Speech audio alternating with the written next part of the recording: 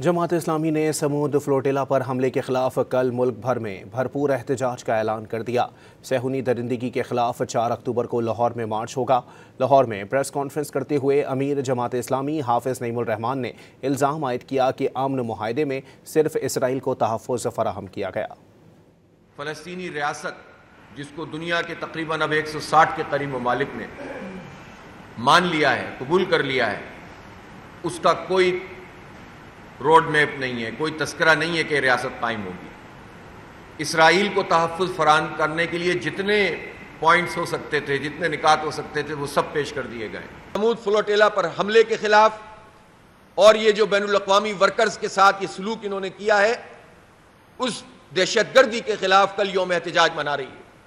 پورے ملک گیر یوم احتجاج ہوگا۔ 4 اکتوبر کو لاہور میں ایک بہت بڑا مارچ ہوگا، جس میں ہم سب کو انوائٹ کرتے ہیں کہ تمام چیزوں سے بالا تر ہو کر سب لوگ اس مارچ میں شریک ہوں۔